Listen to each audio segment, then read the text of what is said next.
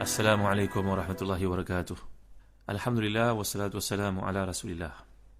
Innal hamdalillah nahmaduhu wa nasta'inuhu wa nastahdihi wa nastaghfiruh wa natubu ilayhi wa natawakkalu alayhi wa na'udzu billahi min shururi anfusina wa sayyiati a'malina. May yahdihillahu fala mudilla lahu wa may yudlil fala hadiya lahu.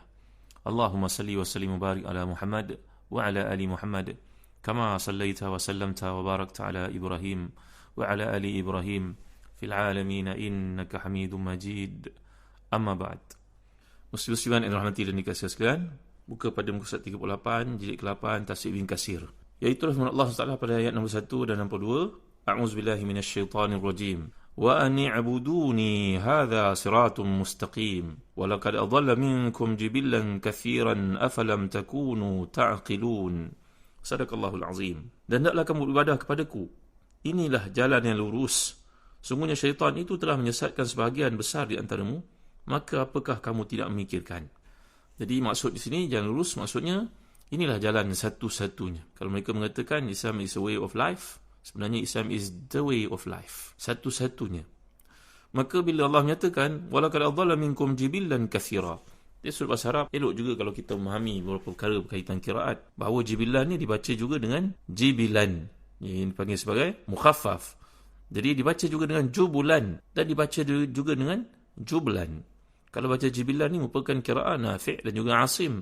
Kalau baca jubulan tanpa sabdu di situ, tanpa tasydid, itu merupakan bacaan Ibn Katsir, Hamzah, Kisai dan juga Khalaful Ahmar. Kalau dibaca dengan jublan, ia merupakan qiraat Abu Amr dan Ibnu Amir. Ni sajalah tuan-tuan, bila kita memahami maksud jibilan ni adalah makhluk ataupun kumpulan yang besar. Jadi bila kita melihat wazannya, kalau baca, ada setengah yang baca jabil. Jabil adalah mufrad kepada jibilan ni, wazannya qadim. Ada yang baca dengan mendammahkan. Ba' ni seperti yang kita sebut tadi, jubulan. Semuanya merujuk kepada maksud ni tuan-tuan, yang dikehendaki oleh Allah di sini. Bahasa Arab, ni satu keistimewaan yang terdapat dalam bahasa Arab kalau kita perhatikan. Bahawa sebenarnya jibilan ni, kata Al-Asfahani, dia akar katanya berkaitan jabal. Jabal ni makna apa? Gunung. Jadi dia membawa makna, isyarat yang terkandung dalam perkataan jibillah dan perkataan jabal ni tadi, berarti kasar, keras, mantap, agung, unggul. Jadi maknanya kalau perkataan jibil ni merujuk kepada sekelompok orang yang kuat-kuat yang telah pun dipengaruhi oleh syaitan. Ramai orang telah terpedaya dengan ni. Tuan-tuan yang dirahmati dan dikasihi sekalian. Jadi pencipta kepada alam semesta ni Allah SWT telah menasihati manusia yang kita membaca surah Yasin ni, mengingatkan kita supaya menjadikan syaitan itu sebagai musuh. Jangan kamu terikut, jangan kamu dipengaruhi dan akan merosakkan segala amal salih yang kamu lakukan. Maka tidakkah kamu melihat keliling kamu? Contohnya boleh kita lihat Fir'aun yang pernah kita baca daripada surah Ghafir berkenaan dengan azab kubur sebelum ni. An-naru yu'raduna 'alaiha ghuduwan wa 'ashiyya. Ghuduwan wa 'ashiyya, dalam surah Ghafir ayat 46. Fir'aun ni, kalau kita lihat, ni fara'inah. Fir'aun ni adalah gelaran seperti Amir, jamaknya Umara. Yang mereka Fir'aun ni jamaknya fara'inah. Mereka ni telah musnah lebih 6,000 tahun, tuan-tuan. Telah dimusnahkan oleh Allah pada zaman Nabi Musa itu yang telah berlaku 6,000 tahun lalu. Bayangkan, setahun ada 365 hari. Bila Allah ceritakan tentang keadaan mereka di alam barzah ni, an-naru yu'raduna 'alaiha ghuduwan wa 'ashiyya wa yaumal qiyamati adkhilu ala fir'auna asyaddal azab. Neraka itu, api itu dibakar kepada mereka ni pagi ke petang.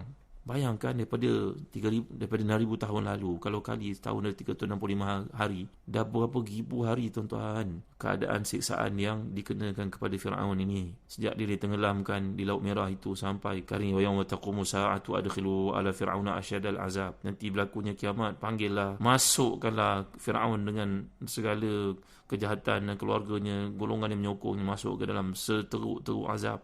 Ini tuan dan hati ni keseluruhan dunia timur dan barat mengalami macam-macam penyakit songsang, penyakit kebejatan, penyimpangan. Dah berapa juta orang yang kena AIDS pada hari ini, tuan-tuan.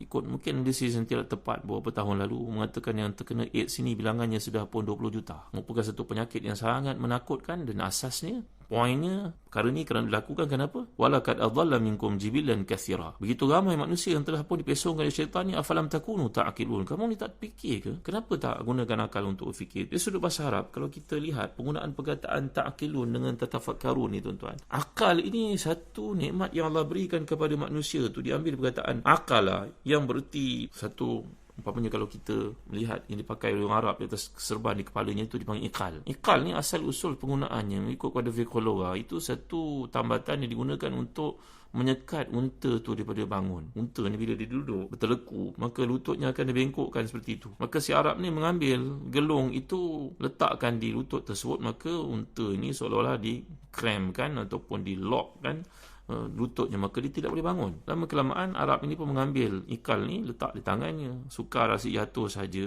terlepas daripada tangan, akhirnya letak atas kepala, elok pula, tak adalah terbang serban yang ada di atas kepala itu. Itu asal penggunaan ikal. Ikal ni maknanya akal. Akal ni satu benda yang dapat menghalang manusia daripada melakukan keburukan. Dia ambil perkataan asalnya daripada ikal ni tadi, iaitu satu gelung yang digunakan untuk mengelakkan sang unta ni daripada melarikan diri ketika dia duduk dan tuannya sedang berehat seperti itu. Kita dapat lihat dalam Al-Quran, tuan-tuan dimuliakan Allah sekalian, perkataan yang aqilun ni disebut oleh Allah SWT lebih kurang 22 kali. Lebih banyak daripada perkataan yatafakkarun ataupun tatafakkarun. Tengok ya, perkataan yang aqilun, perkataan akal ni dalam segala bentuk daripada perkataan akala itu datang dalam 22 kali. Ini mengikut kiraat Hafaz daripada Asim yang aqilun. Ada setengah yang baca ta'qilun dalam perbezaan qiraat yang ada. Tapi kalau kita ambil kataan dalam wazan yang aqilun itu ataupun ta'qilun itu dalam 22 kali. Dibandingkan dengan yatafakkarun dalam Quran digunakan 14 kali yatafakkarun, tatafakkarun, 14 kali lebih kurang. Perkataan akal ini adalah syarat kepada taklif. Maknanya orang tu puasa sebagai contohnya, antara syarat dia mesti berakal. Islam mukallaf berakal. Begitu juga menunaikan ibadah haji, ketika wukuf di Arafah syaratnya mesti berakal. Akal ni adalah satu tahap. Brain ini, otak kita ni berada pada tahap yang paling rendah sebenarnya. Sebelum ni masuk kepada ya'lamun ataupun yatafakkarun, yata'amalun, itu satu level yang lebih tinggi lagi. Level pemikir bila menggunakan bahan-bahan yang ada dalam kajian mereka, maka jadi dia hasil fikrah, tafakkur. Tapi kalau benda yang paling asas ni yang aqilun, kalau kamu gunakan akal pun kamu lihat. Itu sebab bila Allah menyatakan tentang malam siang, Allah sebut perkataan ta'qilun, kerana itu benda yang paling basic, menyebabkan sesiapa yang melihat saja boleh berfikir, dan dia tak perlu nak kerah fikiran dia untuk perah fikiran dia masuk ke dalam buat analisis statistik, baca bahan banyak-banyak, tak perlu. Apa yang terlihat di hadapannya sudah melahirkan bahan untuk dia berfikir. Ini makna perkataan ta'qilun. Jadi maksud Allah SWT ni, kamu tak perhati ke keliling kamu? Kalau kamu orang beriman, lebih-lebih lagi bila Allah cerita tentang Fir'aun yang dimusnahkan dan telah terbukti pada hari ini tenggelam di Laut Merah itu.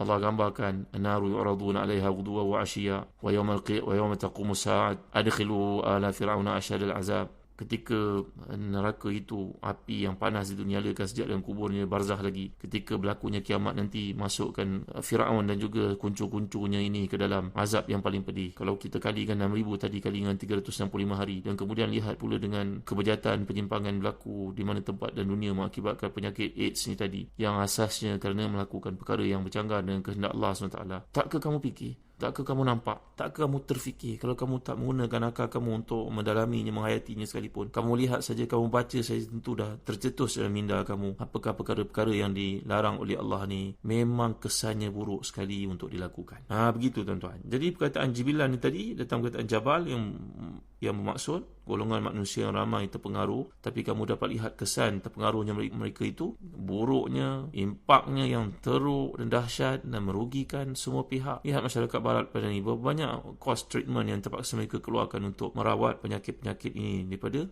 membendungnya, daripada terus berlaku tuan-tuan. Banyak sekali bukan? Perkataan perkara namanya zina pada hari ini telah terbukti di negara barat bahawa perkara nama zina menyebabkan masyarakat barat pada hari ini telah pun rosak institusi keluarga. Bila keluarga tidak ada, maka keadaan masyarakat pun tak dapat ditadbir urus dengan baik. Dan hanya negara yang kaya itu menjadi milik imigran datang sebagai contohnya. Dan jawatan-jawatan penting tak dapat nak diisi kerana rakyat tempatan sendiri tak ada kualiti. Kerana yang lahir daripada kesan zina ini begitu tidak kompeten untuk mengisi tempat-tempat tersebut. Kerana tidak ada masa depan, tidak ada kasih sayang, mungkin rupanya cantik tapi dia suruh mindanya rosak. Ini semua merupakan bukti-bukti yang bila Allah gambarkan walaqad adalla minkum jibilan katsiran afalam takunu ta'qilun. Kamu sepatutnya melihat saja sepintas lalu seperti itu, kamu dah tahu kenapa Allah SWT melarang kamu ikut syaitan. Kerana kesan daripada ikutnya itu sangat buruk sekali kepada kamu sendiri sebenarnya, di dunia lagi sebelum di akhirat.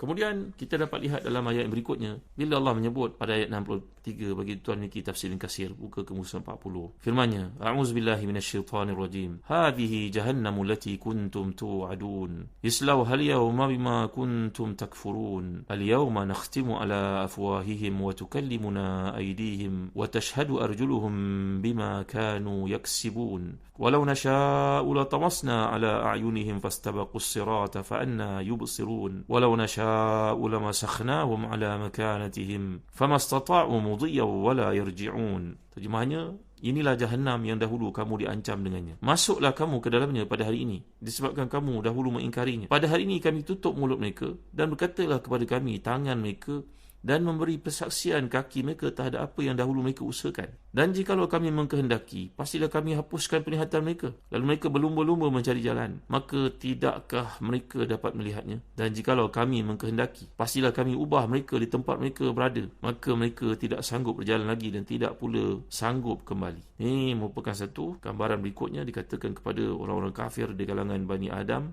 pada hari kiamat. Neraka jahim diperlihatkan kepada mereka sebagai celaan dan penghinaan. Hazihi jahannamu lati kuntum tu'adun. Inilah dia neraka yang dahulu kamu diancam dengannya. Dan kamu pernah bertanya, bila datangnya kiamat? Apa ada lepas kiamat? Mereka mempermain-mainkan nabi-nabi yang diutuskan. Inilah dia yang dulu kamu diperingatkan, kamu mendustakan. Islau halia wa mimma kuntum takfurun. Masuklah kamu ke dalamnya pada hari ini disebabkan kamu dahulu mengingkarinya. Dan kemudian Allah mengingatkan, al-yawma nakhtimu ala afwahihim wa tukallimuna aydihim wa tashhadu arjuluhum bima kanu yaksibun. Pada hari ini kami tutup mulut mereka dan berkatalah kepada kami tangan mereka, dan memberi persaksian kaki mereka terhadap apa yang dahulu mereka usahakan. Demikianlah keadaan orang kafir, orang munafik pada hari kiamat, ketika mereka mengingkari perilaku buruk mereka lakukan di dunia. Dulu mereka bersumpah dengan apa yang mereka lakukan, lalu Allah tutup mulut mereka, lisan mereka tak boleh berbicara. Sebagaimana Allah Ta'ala berkuasa menjadikan mulut itu bercakap. Dan hari ini kita dapat lihat bagai teknologi membantu untuk bercakap. AI namanya, kereta boleh bercakap, telefon boleh bercakap, buku boleh bercakap bila kita scan pada QR code-nya contohnya. Maka bila manusia mampu melakukan perkara demikian, bayangkan kuasa yang ada pada Allah SWT. Dalam satu hadis daripada Sufyan bin Uyainah, daripada Abu Hurairah radhiyallahu anhu, hadis yang panjang menceritakan tentang keadaan manusia di akhirat. Summa yarqa salis fayaqul ma anta, fayaqul ana abduka amantu bika wa bi nabiyyika wa bi kitabika wa sumtu wa sallaitu wa tasaddaqtu wa yusni bi khairin mastata'a. Qala fayuqal lahu ala nab'athu alayka shahidana. Qala wa yatafakkaru fi nafsihi man alladhi yashhad alayya fayukhtam ala fihi wa yuqali fakhizihi intiqi. Qala fatantiqu fakhizuhu wa lahmuhu wa 'idhamuhu bima kana ya'malu wa zalikal munafiq wa zalikal yu'dhar min nafsihi wa zalikal ladzi yaskhatu Allah Ta'ala alaihi. Jadi di akhirat Allah akan bertanya kepada manusia. Yang pertama memang tak boleh nak menjawab, yang kedua tak boleh nak menjawab, yang ketiga dia mampu menjawab dengan Allah SWT. Dia nak berdebat dengan Allah. Di dunia lalu dia berdebat dengan Rasul, dengan orang beriman. Di akhirat dia nak berdebat lagi sekali. Dia kata, wahai Tuhan, aku hamba engkau, aku beriman pada engkau, Nabi, kitab yang kau utuskan, aku puasa Ramadan, aku semayang, aku sedekah. Dia berceritalah kebaikan-kebaikan yang dibuat. Maka Allah berkata, mana saksinya? Dia kata, wahai Tuhan, aku tidak reda untuk ada saksi melainkan daripada dia aku sendiri, kata si munafik ini. Maka Allah berkata, baik, ditutup mulutnya. Lalu yang bercakap sekarang merupakan, dalam riwayat daripada Adul Mansur oleh Imam Asyuti, satu riwayat mengatakan yang akan bercakap mula-mula adalah peha kirinya. Riwayat yang kedua mengatakan peha kanannya. InsyaAllah kita akan lanjut lagi bicara tentang keadaan manusia ketika berdebat di sisi Allah nanti. Siapa yang berdebat berarti ke ahli neraka lah tempatnya. Kita akan lihat perkara ini dalam kuliah akan datang. Wallahu a'lam wa sallallahu ala sayyidina Muhammad wa ala alihi wa sahbihi wa baraka wa sallam. Walhamdulillahi rabbil alamin. Wa barakallahu fikum. Wassalamu alaikum warahmatullahi wabarakatuh.